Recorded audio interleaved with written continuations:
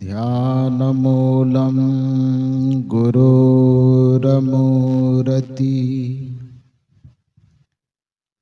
पूजामूलं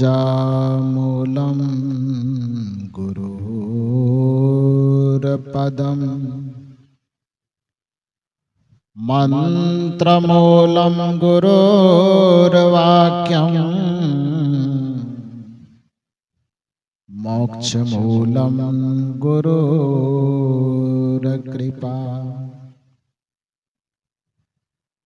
अनेक जन्म संप्राप्तः कर्मबंध विदाहिने आत्मज्ञान प्रदानेन तस्मै श्री गुरुवे नमः। तस्मै श्री गुरुवे नमः।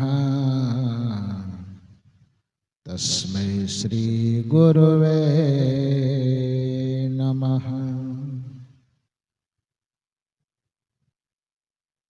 मेरे व्यावहारिक एवं पारमार्थिक जीवन के प्रबल प्रेरणा स्रोत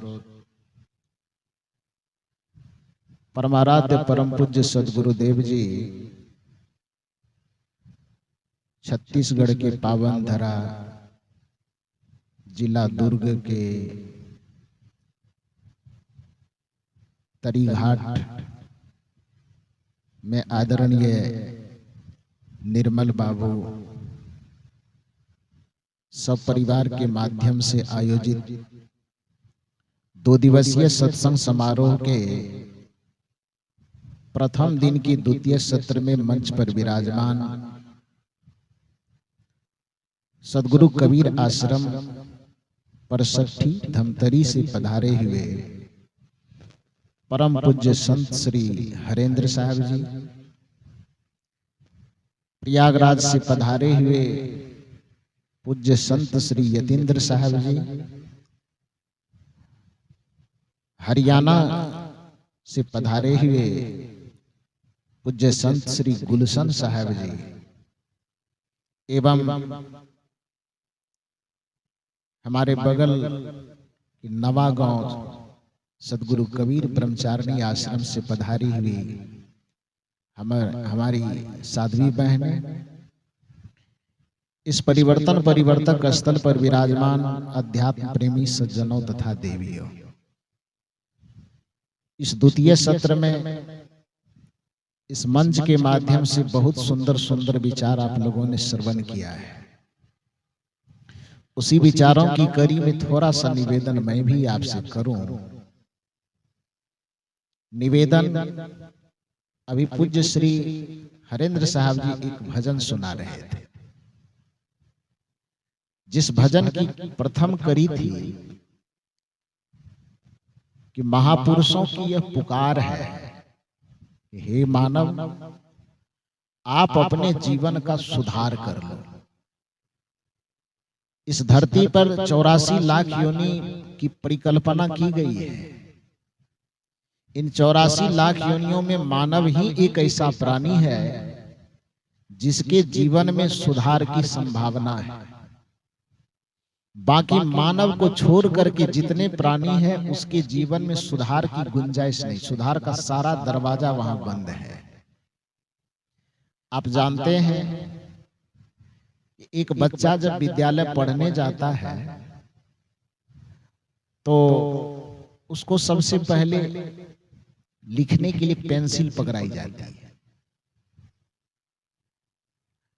पहले तो स्लेट पे लिखता था तो स्लेट पे लिखने वाली पेंसिल अलग होती थी।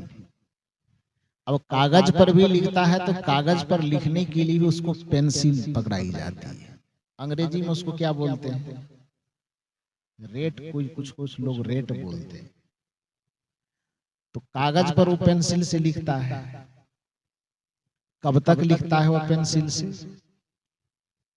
2-4 क्लास तक जब तक पढ़ता है तब तक उसके हाथ में पेंसिल थमाई जाती है।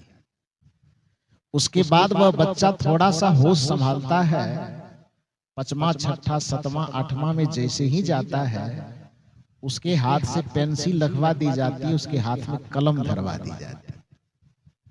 आपने कभी सोचा है कि ऐसा क्यों किया जाता है? इसका मनोवैज्ञानिक तथ्य क्या है? इसका मनोवैज्ञानिक तथ्य यह है कि जब तक बच्चे नासमझ है, उसको पुस्तक की समझ नहीं है, लेखनी की समझ नहीं है, तब तक उसके हाथ में पेंसिल इसलिए धराई जाती है कि पेंसिल से कदाचित कुछ गलत लिखा गया हो तो उसको वह मिटाने वाले से मिटा करके शुद्ध कर सकता है। लेकिन जब थोड़ा सा होश संभालता है तो उसके हाथ में कलम इसलिए थमा जाती है कि अब तुम्हारी गलती देखने के लायक है, यदि अब गलती होगी तो उसको मिटाया नहीं जा सकता है। जब तक नादान है तब तक उसको उसके गलती को सुधारने की संभावना हम देते हैं। यदि एक बार लिखने में गलत हो गई तो तुम मिटाने वाले रबड़ से मिटा करके उसको सही कर। लेकिन थोड़ा सा होश में आ जाने के बाद जब उसके हाथ में हमने कलम थमा दिया, तो कलम थमाने का मतलब यह है कि अब यदि कुछ लिखते हो तो थोड़ी जिम्मेदारी से लिखना, क्योंकि अब तूने यदि गड़बड़ी की तो उसको मिटाने की कोई संभावना नहीं है। उसी प्रकार से मानव एक ऐसा जीवन है जिस जीवन में आपको इस सृष्टि का ऐसा मनोहारी जीवन दे करके भेजा गया, स्वभाव दे करके भेजा गया जिसमें सुधार की गुंजाइश है। यह मनुष्य चाहे तो अपने जीवन को सुधार करके देवतुल्य बना सकता है, और यदि बिगाड़ ले तो फिर इससे बड़ा राक्षस भी खोजना बड़ा मुश्किल हो जाएगा। कर्म की भूमिका इसलिए कही जाती है, यही कारण है कि सत्संग किसके लिए होता है। आज तक आपने कहीं नहीं सुना होगा कि कुत्ता, घोड़ा, गधा इत्यादि के लिए कहीं सत्संग का पंडाल लगा है। किसी कुत्ते, घोड़े, गधे के लिए कहीं पर विद्यालय खुला है, ऐसा सुने हैं क्या? आज तक किसी बाघ को शाकाहारी होने का उपदेश दिया गया, ऐसा सुने हैं कहीं? क्यों नहीं सुने? क्योंकि उसमें बदलाव हो ही नहीं सकता, सुधार की गुंजाइश वहां है ही नहीं। प्रकृति ने उसको जैसा जीवन दिया है बस उस जीवन में फिक्स है, वो बदलाव नाम की कोई चीज वहां नहीं। कुत्ता को जैसा बनाया गया 1000 वर्ष की पहले जैसे इस धरती पर उसका जीवन चल रहा था, आज भी उसका जीवन वैसा ही चल रहा है, और यह जब तक सृष्टि रहेगी तब तक उसका जीवन उसी तरह से चलेगा। बैल जैसा खा रहा था, जैसा सो रहा था, जैसा जी रहा था, उसी तरह से आज भी जी रहा है, आगे भी उसी तरह से जिएगा, उसमें बदलाव की कोई संभावना नहीं। यही कारण है कि आज तक किसी बाघ, कुत्ते, घोड़े के लिए कोई प्रवचन, कोई सत्संग, कोई विद्यालय, कोई महाविद्यालय का आयोजन नहीं किया गया। यदि बैल शाकाहारी है तो उसका शाकाहार उसके स्वभाव में फिक्स है, निर्धारित है, और बाघ यदि मांसाहारी है तो वह भी उसके स्वभाव में फिक्स है, निर्धारित है, उसमें कोई बदलाव नहीं है। इसको एक उदाहरण से समझिए कि एक बाघ जो स्वभाव से मांसाहारी है, कदाचित वह भटकते भटकते भटकते भटकते ऐसे जगह पहुंच गया है जहां पर उसको खाने पीने की कोई सामग्री नहीं मिल रही है। 10 दिन से 15 दिन से इतना भूखा गया है, वो भूख लगी है, उसके पेट और पीठ का अंतर करना मुश्किल हो गया है। मतलब भूख के कारण पेट और पीठ की दूरी खत्म हो गई है, चिपक गया है। हड्डियां गिनी जा सकती है, इतनी हड्डियां उसके शरीर से निकल आई है। 15 दिन का भूखा रहना कम थोड़े होता है। और इतने भूखे रहने के बावजूद भी किसी आदमी को दया आ गई, इसी तरी घाट का कोई आदमी हो, उसको बड़ी ममता लगी। ये शेर है जंगल का राजा, अब भूखा गया है, इतना भूखा है कि इसको माने चलने फिरने का साहस नहीं है, पेट और पीठ में अंतर समझ में नहीं आ रहा है, तो उसके भूख पर तरस खा करके इसी तरी घाट का कोई आदमी नाद में एक नाद घास परोस करके उसके आगे में जाकर के रख दे, बाघ के आगे। घास समझते हैं ना, तो घास को एकदम काट काट करके छोटा छोटा टुकड़ा करके उस बाघ के आगे में ले जाकर के एक नाद में परोस दे। बाघ से इशारा करे कि बहुत भूखे हैं, थोड़ा सा ग्रहण कर लीजिए, भोजन समझ करके या जलपान समझ करके। आप बताइए, क्या वह बाघ उस घास को खा करके अपनी भूख मिटा लेगा? छोड़िए, घास नहीं खाता। हमारे हरेंद्र साहब को ज्यादा ममता आ गई, आश्रम पर ढेर मालपुआ बनाया, खीर बनाया, दूध दही मेवा मिष्ठान लेकर के, और उसके आगे में परोस दिया। बाघ से कह घास खाना पसंद नहीं है तो ये मालपुआ ही भोग लगा दीजिए। खा लेगा बाघ? खाएगा? बिहार वाला बाघ होगा तो नहीं खाएगा, छत्तीसगढ़ वाला हो तो थोड़ा सा आप लोग बताइए, खाएगा?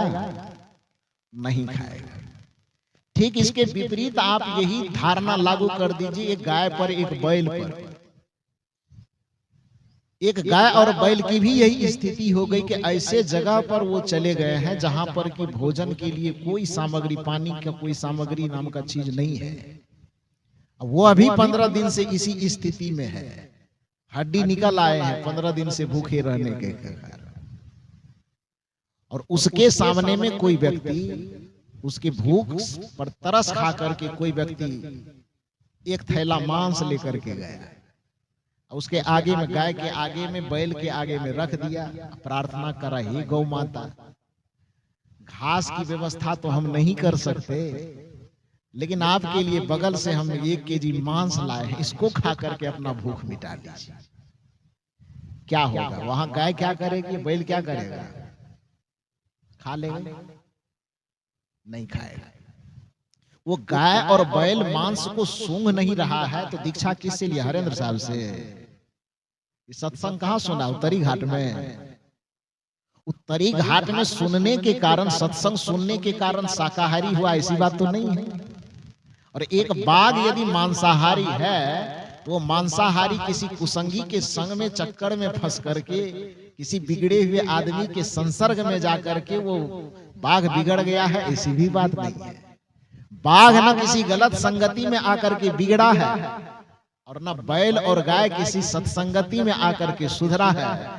यदि बैल और बाघ के स्वभाव में अंतर है, एक स्वभाव से मांसाहारी है, दूसरा स्वभाव से शाकाहारी है, तो प्रकृति के द्वारा वह निर्धारित है, उसमें न तो गिरने की संभावना है न उठने की संभावना है। लेकिन मनुष्य एक ऐसा प्राणी है जिसमें उठने की भी संभावना है और गिरने की भी संभावना है, महान बनने की भी संभावना है और दुरात्मा बनने की भी संभावना है। क्योंकि इसमें गिरने फिसलने की भी संभावना है, इसलिए इस फिसलन से बचाने के लिए हमारे भक्तों को, संतों को मिल करके इस सत्संग का आयोजन बार बार करना पड़ता है कि इतना सजग बना करके मनुष्य को रखा जाए कि उसको भटक करके फिसलने न दिया जाए। इसलिए महापुरुषों को यह पुकार पुकार करके कहना पड़ रहा है कि महापुरुषों की यही है पुकार, हे मानव क्या कर लो? तो अपने जीवन में कर लो सुधार। आपके ही जीवन में सुधार की संभावना है। आप एक ऐसे प्राणी हैं जो अपने जीवन को बिगड़े से बिगड़े स्थिति से पलट करके आप महान बना सकते हैं। सुबह में हमारे पूज्य श्री यतीन्द्र साहब जी बड़े सुंदर सुंदर उदाहरण दे रहे थे। अगली माल का उदाहरण, रत्नाकर का उदाहरण, आम्रपाली का उदाहरण, ये सब तो ऐतिहासिक उदाहरण है, तो जिसके कारण लोगों को समझाने के लिए कहना पड़ता है। नहीं तो हम लोगों से 23 साल साधना मार्ग में गुजरने से हुआ है। 2002 में जब 12 वर्ष की उम्र थी, उस समय में घर छोड़ करके निकले थे, 8वां क्लास में पढ़ते पढ़ते, और सत्संग मंच पर बैठ करके लोगों के बीच में अपनी बात सुनाते सुनाते ये मेरा 23वां वर्ष समाप्त हो रहा है। कितना दिन? 23। इतने दिन के दरमियान में आप कल्पना कीजिए कि कितना रत्नाकर आकर के हम लोगों से मिला होगा, कितना अंगुलीमाल मिला होगा, कितने अमरपाली मिले होंगे, और कितने जुआरी, कितने शराबी, कितने मांसाहारी, कितने लोगों से संपर्क हुआ होगा, और कितने लोग आकर के यहाँ से अपने जीवन को सुधार का फार्मूला लेकर के गए होंगे और अपने जीवन को सुधार के पथ पर लगाए होंगे। इसकी गिनती नहीं की जा सकती, अनगिनत। ये जीवन सुधार का जो केंद्र है वो केवल सत्संग स्थान है। परम पूज्य सदगुरु श्री अभिलाष साहब जी अपने प्रवचनों के दरमियान बारंबार कहा करते थे कि मनुष्य के पास सबसे बड़ी कमजोरी यह है कि वो हर चीज को सुधारने की व्यवस्था तो कर लेता है, लेकिन उसका संस्कार बिगड़ जाए, उसका विचार बिगड़ जाए, उसका व्यवहार बिगड़ जाए, उसकी बुद्धि बिगड़ जाए तो उसको सुधारने का वह कोई संकल्प नहीं लेता। वरना सुधार तो उसको भी प्रिय है। कैसे? तो पूज्यवर गुरुदेव श्री अभिलाष साहब जी कहा करते थे कि मनुष्य घड़ी पहनता है, घड़ी पहनते पहनते अचानक उस घड़ी में कुछ बिगाड़ आ जाए तो क्या करता है? उसको तोड़ करके फेंक देता है। यहाँ ऐसा विधान है क्या कि घड़ी बिगड़ गई पहनते पहनते तो तोड़ फोड़ करके फेंक देना है? ऐसा किया जाता है? तब क्या करते हैं? उस घड़ी को किसी मैकेनिक के पास ले जाते हैं और उसको ठीक करवाते हैं। कपड़ा खरीद के लाए, पहन रहे हैं, कुछ दिन पहनते पहनते किसी कारण से वह कपड़ा कहीं फट गया तो क्या करते हैं? उसको फेंक देते हैं। तब सिलाई करने वाले जो कारीगर हैं उसके पास ले जाते हैं और दोबारा उसको सिला देते हैं। सिलाई तो सुधार ही है ना। कपड़ा फट करके बिगड़ गया तो दर्जी के पास जाकर के, सिलाई वाले कारीगर के पास जाकर के उसको ठीक कर दिए। ठीक करना ही तो सुधार कहलाता है। चप्पल जूता पहनते पहनते फट गया, उसको ले जाकर के किसी मोची के पास, किसी कारीगर के पास उसको ठीक करवा दिया। शरीर और स्वास्थ्य में बिगाड़ आ गया, सर्दी आ गई, बुखार लग गया, पेट दर्द हो गया, माथा दर्द हो गया, तो इसको सुधरवाने के लिए हॉस्पिटल मेडिकल जाते हैं कि नहीं जाते हैं? तो आदमी के स्वास्थ्य में बिगाड़ आ जाए तो उसको सुधारने के लिए वह तत्पर रहता है। आदमी के कपड़े बिगड़ जाए, फट जाए तो उसको सुधारने के लिए वह तत्पर रहता है। आदमी के हाथ में पहनी हुई घड़ी बिगड़ जाए तो उसको सुधारने के लिए वह तत्पर रहता है। कमर का बेल्ट, पैर का जूता बिगड़ जाए, माथे की टोपी बिगड़ जाए, उसको सुधारने के लिए वह तत्पर रहता है। लेकिन दुर्भाग्य की बात है कि मनुष्य का मन यदि बिगड़ता है, बुद्धि बिगड़ती है, तो उसको सुधारने का यह उपाय नहीं ढूंढता है। यदि मन को सुधार करने का यदि स्थान ढूंढा जाए तो जैसे एक कपड़े को सुधारने का स्थान है दर्जी के पास, स्वास्थ्य में यदि बिगाड़ आ जाए तो उसको सुधारने का एक स्थान है हॉस्पिटल, एक स्थान मेडिकल। यदि आपके और किसी चीज में बिगाड़ आ जाए, आपकी गाड़ी में बिगाड़ आ जाए तो उसका कहीं गैरेज खुला हुआ है। लेकिन यदि आपको बुद्धि में सुधार करना हो, विचार में सुधार करना हो, संस्कार में सुधार करना हो, स्वभाव में सुधार करना हो, तो उसको ठीक करने के लिए स्थान न तो सरकारों ने कहीं खोला है, न सेठों ने कहीं खोला है। उसको सुधारने का स्थान बस एक ही स्थान है, जिसका नाम है सत्संग का स्थान और गुरु का दरबार। इसलिए कहा जाता है दरबार में सच्चे सदगुरु के दुख दर्द मिटाए जाते हैं। दुनिया का हर एक बिगड़ा हुआ इंसान सत्संग में डुबकी लगा करके पवित्र हो जाता है, सुधर जाता है। साहब बता रहे थे, अभी मैं मंच पर आ रहा था तो आपको गिना रहे थे, व्याकरण पढ़ा रहे थे। ऊंच का उल्टा क्या होगा? उल्टा नीच पूछ रहे थे, नीच का उल्टा क्या होगा? पावन का उल्टा क्या होगा? तो स्वाभाविक बात है, जब कोई पतित होता है तो सत्संग में आकर के पवित्र हो जाता है। जब कोई नीच प्रवृत्ति का व्यक्ति होता है तो सत्संग में आकर के उस सत्प्रवृत्ति से जुड़ जाता है। जब कोई कुसंगी होता है तो सत्संग में आने के साथ उसका रास्ता बदल जाता है, वह सुसंगी हो जाता है, सत्संगी हो जाता है। जब कोई पापी आदमी सत्संग ज्ञान गंगा में आकर के डुबकी लगाता है तो वह पापात्मा बन करके पुण्यात्मा बन करके निकलता है। इसलिए सदगुरु का जो दरबार है, जब पूरी दुनिया से आदमी ठोकर खा जाता है तो सत्संग के दरबार में, गुरु के दरबार में आने पर वह सीने से लगा करके समेट लिया जाता है कि आओ तुम्हें यहाँ सुधार करके तुम्हारा उद्धार कर देंगे।